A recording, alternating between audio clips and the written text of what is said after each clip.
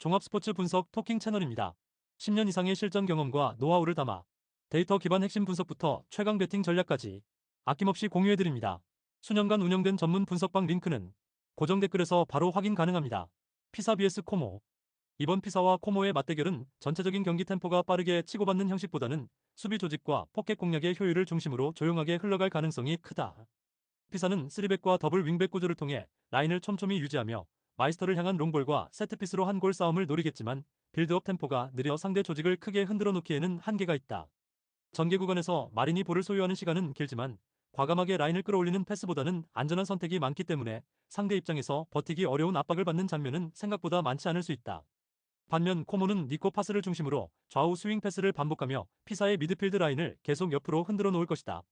이때 피사의 윙백과 측면 센터백 사이 혹은 중원과 수비라인 사이에 형성되는 포켓 공간을 향해 두비카스와 보이보다가 절묘하게 침투해 들어가면서 결정적인 득점 찬스를 잡아낼 가능성이 크다. 두비카스의 타점 높은 헤더는 세트피스 상황뿐 아니라 오픈 플레이에서도 측면 크로스 한 번에 곧바로 골로 연결될 수 있는 무기라서 피사 수비 입장에서는 크로스 차단부터 쉽지 않은 과제가 된다. 피사가 라인을 내리고 두 줄 수비로 버티려 해도 니코 파스의 패스 각도와 두비카스의 움직임이 맞아떨어지는 순간에는 결국 크로스 한두 번만 제대로 허용해도 실점으로 이어질 수 있다. 코모 역시 기본적으로 수비 조직을 중시하는 팀이라 전방에서 무리하게 숫자를 많이 쏟아붓지는 않겠지만 포켓과 공중볼 싸움에서 확실한 옵션을 보유하고 있다는 점이 피사와의 차별점이다. 그래서 전반에는 서로 조심스럽게 라인과 간격을 확인하는 탐색전이 이어지겠지만 후반으로 갈수록 니코 파스를 중심으로 한 스윙 작업과 두비카스의 침투가 조금씩 더 날카롭게 살아날 여지가 크다. 결국 이 경기는 다득점 양상보다는 루즈한 흐름 속에서 코모가 만들어내는 몇 차례의 포켓 공략과 크로스가 승부를 좌우할 가능성이 높고 그 한 번의 마무리를 책임질 후보 역시 두비카스로 무게 중심이 쏠린다. 토킹 추천 배팅. 승무패 피사패 강추. 언더오버 언더 추천. US 레체 vs AS 로마. 이 경기는 레체가 포백과 수비형 미드필더를 앞세워 수비 블록을 최대한 견고하게 유지하려는 가운데 로마가 코네를 중심으로 라인 사이 공간을 얼마나 집요하게 파고들 수 있느냐가 핵심이 된다. 레체는 4-1-4-1 구조 특성상 중원 한 축에 수비 전담 자원을 두고 나머지 미드필더들이 옆과 앞을 커버하는 형태로 버티려 할 것이다. 하지만 만위 코네가 압박을 견디며 전진 패스를 계속 공급해준다면 레체의 첫 번째 방어 벨트는 버티더라도 두 번째, 세 번째 라인에서 간격이 벌어지는 장면이 늘어날 수밖에 없다. 엘 샤라위와 치미카스는 터치라인에서 출발해 안쪽 하프 스페이스로 파고드는 움직임을 반복할 것이고 이 두 자원에게 수비 집중이 몰리는 순간 주변에 배치된 퍼거슨과 다른 공격 자원들이 박스 근처에서 노마크 찬스를 얻을 수 있다. 때문에 로마의 공격 루트는 단순히 측면 크로스만 반복되는 것이 아니라 코네의 패스로 라인 사이를 찌른 뒤 엘 샤라위 치미카스의 페네트레이션 그리고 마지막으로 뒤에서 파고드는 동료에게 슈팅각을 열어주는 다단계 패턴으로 전개될 가능성이 크다.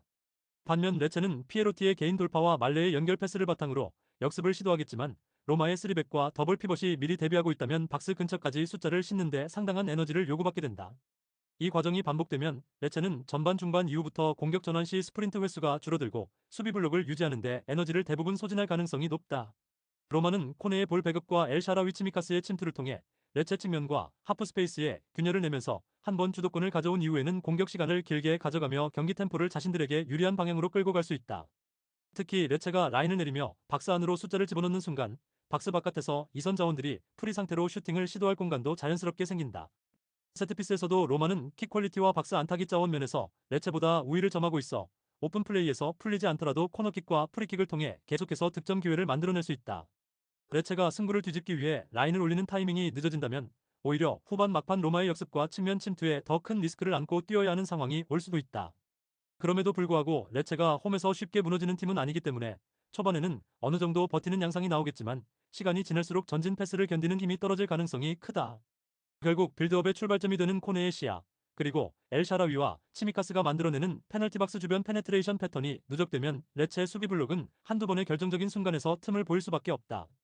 종합적으로 보았을 때 레체의 단조로운 역습 패턴과 로마의 다채로운 공격 루트, 그리고 측면 중앙을 동시에 위협할 수 있는 구조를 감안하면 경기 주도권과 승리 기대값은 AS 로마 쪽으로 확실히 기울어 있는 매치업이다. 토킹 추천 배팅. 승무패 레체 패 강추. 언더오버 오버 추천. 사수올로 vs 유벤투스. 이 경기는 이름값보다 전술적 상성과 측면 하프 스페이스 활용 능력이 승부의 핵심이 되는 매치업이다. 사수올로는 피나몬티와 베라디를 중심으로 한 전방 공격 조합이 나쁘지 않지만 볼 순환이 느리고 전환 속도가 떨어지는 순간 상대 수비 블록을 충분히 흔들지 못하는 약점을 노출해왔다. 특히 측면 수비 라인이 터치라인과 하프 스페이스 사이 간격을 촘촘하게 유지하지 못해 윙과 풀백이 동시에 압박해 들어오는 팀을 상대로 고전하는 장면이 여러 번 반복되었다. 반면 유벤투스는 프란시스코 콘세이상과 풀백 칼루르가 측면 터치라인을 따라 콤팩트한 원투 패스를 주고받으며 상대 측면 수비를 끌어낸 뒤 곧바로 페널티 박스 측면 하프 스페이스를 파고드는 패턴이 굉장히 위협적인 팀이다. 사수올로의 약점이 바로 이 하프 스페이스 침투 패턴에 취약하다는 점을 감안하면 유벤투스의 측면 공격 루트를 온전히 통제해내기는 쉽지 않아 보인다. 맥케니가 중원에서 세컨볼 경쟁력과 박스 안 침투를 동시에 가져가면서 유벤투스는 1차 침투 이후에 발생하는 흘러나온 볼까지 추가 찬스로 연결할 여지를 확보하고 있다. 이 구조는 사수올로의 박스 근처 정리되지 않은 세컨볼 처리와 맞물려 유벤투스가 슈팅 볼륨에서 우위를 점하기 좋은 그림을 만든다. 세트피스에서도 유벤투스는 제공권과 킥 퀄리티 모두 상위권 레벨을 보여주고 있어 코너킥 프리킥 상황에서 사수올로 수비 조직의 불안함을 정면으로 찌를 수 있다. 그래서 사수올로 입장에서는 라인을 내리고 블록을 촘촘히 세우는 보수적인 선택을 할 가능성이 크지만 그렇게 내려앉아도 측면 하프 스페이스 이중 패턴에 대한 대응이 완벽하지 않다면 결국 크로스나 컵백 한두 번에서 실점할 여지가 크다. 반면 유벤투스는 굳이 라인을 무리하게 올리지 않더라도 측면 연계와 세트피스를 통해 꾸준히 찬스를 만들 수 있는 구조를 갖추고 있기 때문에 경기 운영이 상대적으로 안정적일 가능성이 높다. 사수올로가 베라디의 왼발 한 방으로 분위기를 끌어올리려 할 수는 있지만 유벤투스의 중원 압박과 하프 스페이스 봉쇄를 뚫고 연속적인 기회를 만드는 데에는 분명한 한계가 보인다. 결국 이 경기는 사수올로의 측면 수비 조직과 박스 근처 수비 집중력이 90분 내내 버텨낼 수 있느냐의 싸움이 되는데 최근 흐름을 감안하면 유벤투스의 측면 패턴과 세트피스를 전부 막아내기는 현실적으로 쉽지 않아 보인다.